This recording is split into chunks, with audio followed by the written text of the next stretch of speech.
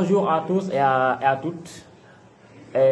Bonjour aux amoureux de la Premier League, le championnat le plus disputé. Bonjour à tous ceux qui jouent à Fantasy Premier League, particulièrement à Fantasy Premier League au Sénégal. Donc aujourd'hui, nous allons décortiquer la sixième journée du championnat anglais. Sixième journée qui a été prolifique parce que nous avons eu 30 buts sur la journée, donc ce qui fait une moyenne de 3 buts par match. Et il n'y a pas eu de doublé, ça veut dire que donc il y a eu 30 buteurs, parce qu'il y a eu 29 et Cristiano Romero qui a marqué contre son camp. Donc ça veut dire qu'il y a eu 29 joueurs qui ont eu à avoir des points au niveau de Fantasy. Maintenant, ce que nous pouvons noter sur cette journée, c'est-à-dire qu'on note que déjà que les clubs promus ont du mal à se faire une place au niveau de la Premier League, parce que les 3 dernières places sont occupées par les 3 promus.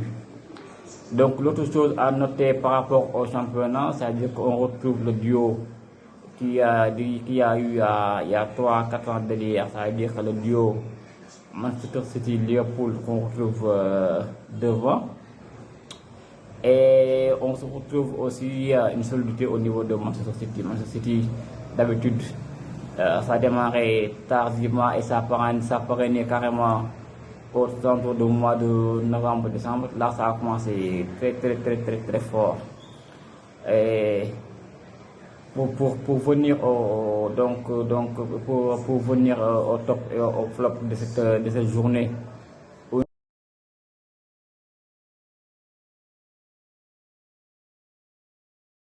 niveau top équipe, on a Newcastle qui a marqué 8 buts, comme je disais tout à l'heure, avec 8 buteurs différents.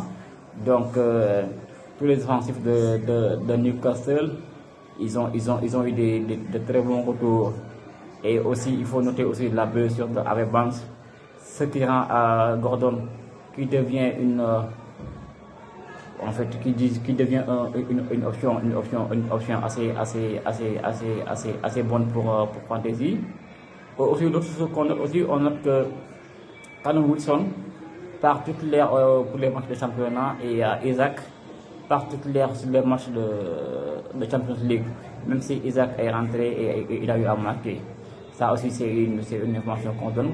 Et aussi, on note aussi qu'on retrouve la défense, parce qu'on a eu les retours de Kieran Trippier, de Botman et de Bonne, qui ont tous eu à marquer des points au-delà de leur clean sheet. Ils ont aussi retrouvé leur clean sheet, ce qui fait que aussi la défense de Newcastle devient une option valable. L'autre chose qu'on note aussi, que Manchester City, par rapport aux autres années, a une défense assez solide. Donc la défense de Manchester City, que ce soit les défenseurs ou bien Ederson même, devient aussi une option assez fiable.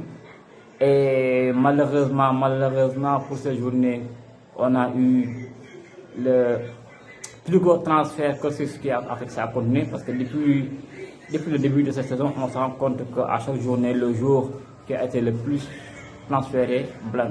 Donc cette journée aussi, on a eu le blanc de Julian Alvarez, qui a été le joueur le plus transféré.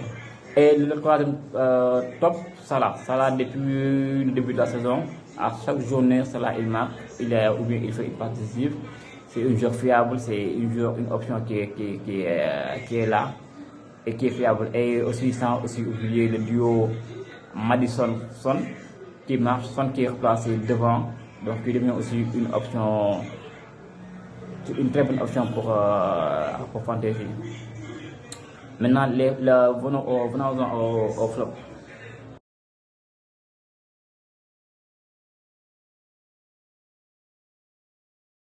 Les flops, c'est l'attaque de Chelsea. L'attaque de Chelsea, c'est une équipe, c'est pratiquement en Angleterre, l'équipe qui a le plus de ballons dans la surface adverse. Mais paradoxalement, c'est l'équipe qui ne marque pas. Donc, les attaquants de Chelsea, que ce soit Sterling, que ce soit Modric, que ce soit Nicolas Jackson, deviennent, en fait, ne sont plus des options très fiables. Si on sait aussi que Jackson il est à 4 cartons jaunes et sur 5 cartons jaunes, il est suspendu automatiquement. Il y a aussi le carton rouge de Malo Gusto qui était très prisé au niveau de Fantasy et là qui est suspendu pour 3 matchs. Le deuxième flop, c'est Brian Mbeumo et Brentford. Brentford contre qui Everton a eu sa première victoire et Brian Mbeumo et Brentford sont carrément dans le dur et ils n'arrivent pas à avoir des points. Donc si on peut échanger Brian Mbeumo contre Aaron Gordon, dont je parlais tout à l'heure, ça pourrait faire une aussi bonne option. Et bonne chance à tous et à toutes pour la Game Week 7.